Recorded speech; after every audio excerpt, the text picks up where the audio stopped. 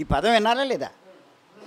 భగవంతుడి గురించి సర్వాంతర్యామి, సర్వవ్యాపి. ప్రహ్లాదుడు చెప్పలా? అందుగలడు ఇందు లేడెంచు సందేహం లేదు, ఎన్నెందు చక్రి సర్వోపగతుండు, ఎన్నెందు వెతికినా అందందే గలడు అన్నాడు. గోడలోనే ఉన్నప్పుడు ప్రాణిలో లేడు. దేవుణ్ణి హింసిస్తే పాపం ఎలా అవుతుంది అని ఏమన్నా సందేహం ఉందా? ఏమీ లేదు. చూడండి, మీకు ఇంకా అర్థమయ్యేటట్టు చెప్తాను. మనమంతా పూజలు చేస్తూ ఉంటాం కదా. పూజలు ఎందుకు చేస్తాం? ఎవరు? నువ్వు పూజ చేసి ఎలా తప్పించుకుంటావు? దేవుడికి నువ్వు పూజ చేస్తున్నావు. ఎందుకు చేస్తున్నావు అంటే కష్టాల్లోంచి బయటపడతామని. అవునా? సరే, చాలా జాగ్రత్తగా ప్రశ్న చాలా జాగ్రత్తగా అర్థం చేసుకో. టక్ టక్ టక్ అని చెప్పడం కాదు. దేవుడికి పూజ ఎందుకు చేస్తున్నావు అంటే కష్టాల్లోంచి బయటపడడానికి. మరి మనం పూజ చేస్తే దేవుడు మనల్ని కష్టాల్లోంచి ఎందుకు బయటపడేస్తాడు? చేస్తే బయటపడతామనేటువంటి బిలీఫ్, నమ్మకం. ఎవరైనా తెలిసే చెప్తారు, లేకపోతే నేనే చెప్తాను. ఇప్పుడు పూజ చేస్తున్నాం, దానికి కారణం ఏమిటి అంటే దేవుడు మనల్ని దేంట్లోంచి? కష్టాల్లోంచి. అంతే కదా? అది మరి మనము పూజ చేస్తే ఆయన ఎందుకు రక్షిస్తాడు? ఎందుకు మరి రక్షిస్తాడని అనుకుంటున్నాం. మరి ఎందుకు పూజ చేస్తే ఎందుకు రక్షిస్తాడు?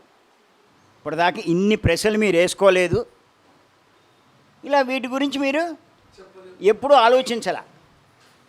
ఇప్పుడు ఈ ప్రశ్న అడిగితే ఏం చెప్పగలరు మీరు? పూజ చేస్తే ఆయన ఎందుకు మనల్ని కష్టాల్లోంచి రక్షిస్తాడు? అదే కదా. ఇప్పుడు చేస్తే రక్షిస్తాడు. ఎందుకు? మీరు చేయడం వల్ల ఆయనకి ఏంటి లాభం? ఆయనకి ఏదో లాభం కలిగితేనేగా ఆ పని చేస్తాడు. అంటే బాగా గుర్తుపెట్టుకోండి, యాక్చువల్గా మనకి ఇవన్నీ కూడా తెలియవు. ఏదో ఆచారంగా చేసుకుంటూ వెళ్తున్నాం అంతే తప్ప పూజ అంటే ఏంటో కూడా మనకు పూర్తిగా తెలీదు. పూజ అంటే ఏంటంటే షోడశోపచార పూజ అంటారు. షోడశోపచార పూజ. అసలైన సరైన పూజ అంటే షోడశోపచార పూజ. అంటే 16 రకాల ఉపచారాలతో చేసేటువంటి పూజ. ఎన్ని ఉపచారాలు? 16 రకాలు. విన్నారా ఎప్పుడైనా ఇది? ఆవాహన, సింహాసనం, అర్ఘ్యం, పార్ఘ్యం, ఆచమనం, ఇలా అన్నీ ఉన్నాయి కదా. ఒక్కొక్కటి. వస్త్రం, యజ్ఞోపవేతం, పుష్పం, ఫలం, ఇవన్నీ ఉన్నాయి కదా. అది ఇలా 16 రకాలు ఉన్నాయి. ఇన్ని రకాల ఉపచారాలతో చేసేదే పూజ. అలా అన్ని రకాల ఉపచారాలు ఆ దేవుడికి చేస్తే, మరి ఇన్ని రకాల ఉపచారాలు చేస్తే ఆయన ఎంతో సంతోషపడి మన కష్టాలు తొలగిస్తాడని. ఒకటా రెండా? ఎన్ని రకాల ఉపచారాలు అంటే సేవలు. ఇన్ని సేవలు చేస్తే ఉబ్బి తబ్బుబ్బైపోయి. ఎవడైనా పెద్దోడు మన ఇంటికి వస్తే కొన్ని సేవలు చేస్తామా చేయమా? సంతోషపడ్డానికేగా. అలాగే దేవుడికి ఈ ఉపచారాలన్నీ ఎందుకు చేస్తున్నారు? ఆనందపడ్డానికి. ఎందుకు? మన కష్టాలు తీరుస్తాడని. అవునా?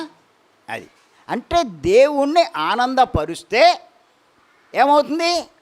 మన కష్టాలు తీరుతాయి. కానీ దేవుణ్ణి కష్టపెడితే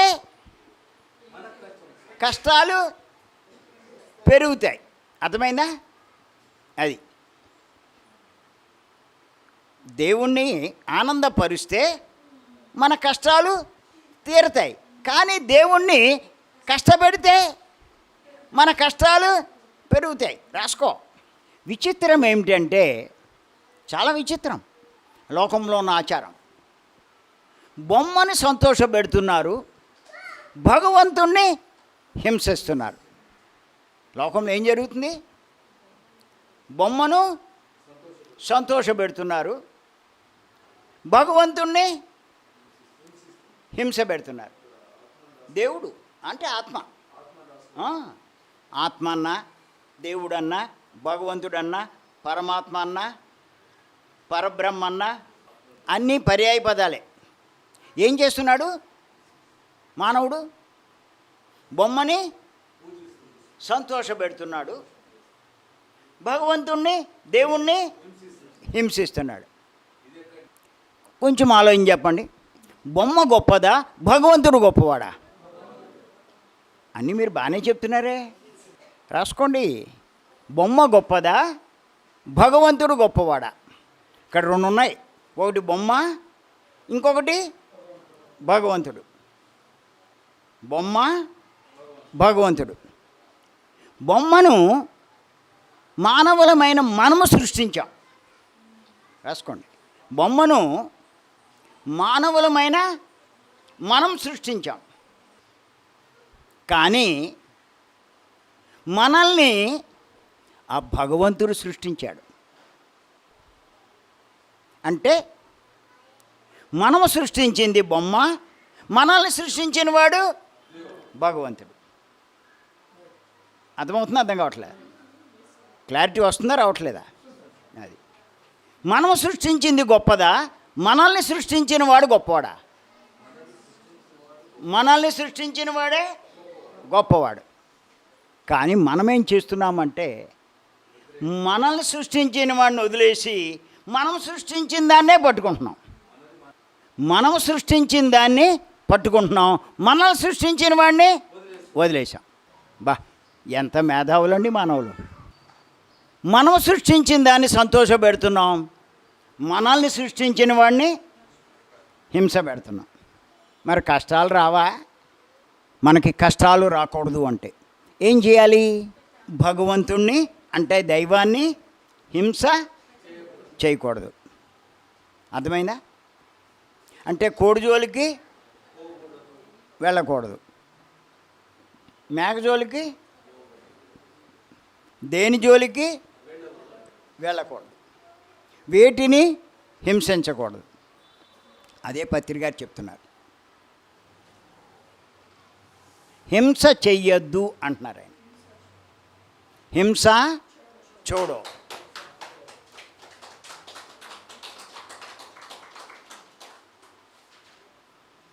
ఆయన చెప్తున్నారు, నువ్వేం చేస్తున్నావో నీకు అర్థం కావట్లేదు నాయన, కాస్త తెలుసుకో, ఆ హింస చెయ్యకు. నువ్వెవరంటే ఇష్టం అంటున్నావు, వాడినే హింసిస్తున్నావు, అది నీకు తెలియట్లేదు. అందుకే నువ్వు కష్టాల పాలవుతున్నావు. నువ్వు కష్టాల పాలు కాకూడదు అంటే నువ్వు ఆ హింస చేయకూడదు. ఎంతమందికి అర్థమవుతుందండి పత్రిక గారు చెప్పేది?